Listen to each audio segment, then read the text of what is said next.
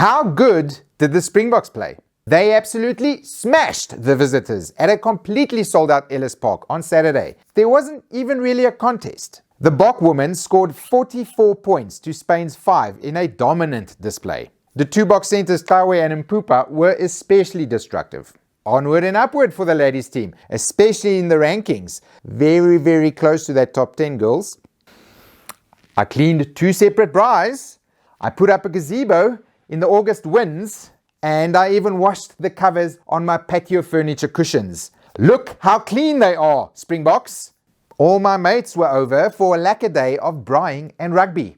What did we get? The All Blacks running the ball out of their 22 like there was no one in front of them. We got missed tackles, exiting box kicks that were too shallow or out on the full, turnovers on attack, and 2 scarp choppies on the ground. 2! Just a dismal display, Springboks. It was so bad that the bomb squad had to be called off the bench after like 30 minutes. No, not good. Even an out-of-sorts All Blacks will punish you for inaccuracy at this level and put 35 points on you. They just had a field day, passing it to Rico or Caleb and just letting them run and run and run. This match again showed that at international level, the margins between being world beaters and a laughingstock are very narrow and not to be played with. The All Blacks just had to defuse the Bok bombs and clean their rucks. And the Boks, they just allowed the All Blacks to exit their half with ease. And that was all she wrote. Credit to the All Blacks for finally showing that backlash we were all waiting for. I guess Foster keeps his job now?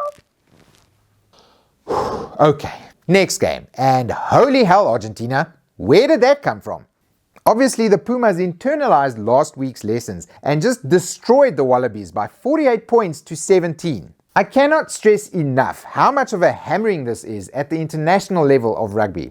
Now, I didn't watch this game live because I was crying fully clothed in the shower, but from the highlights it seems like the Pumas were running the ball beautifully and they were just killing the Wallabies in the aerial contest. The poor, unfortunate Wallabies. They are currently sitting or lying down with something like 14 international starting players out injured.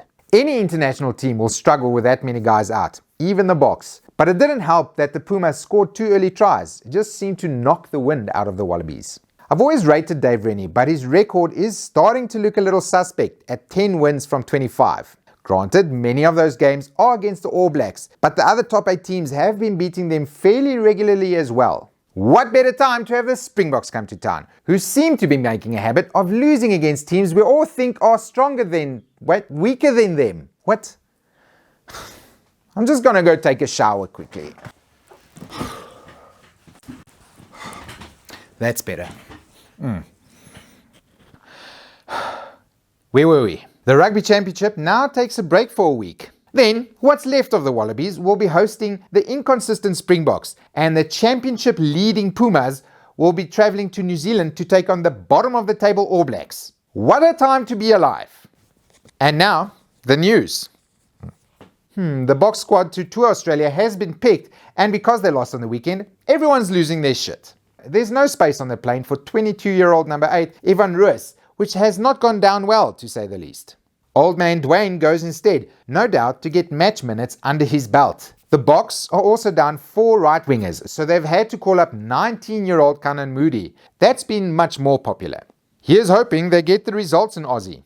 Ian Foster's job seems to be safe for now, I think, and I think he thinks so as well. Apparently, there will be some kind of announcement from the NZRU later in the week. Who knows if it will be to keep Fozzie or to sack Fozzie. The only thing that is certain is that time is running out. Finally, a little PSA. Get your computers or phones.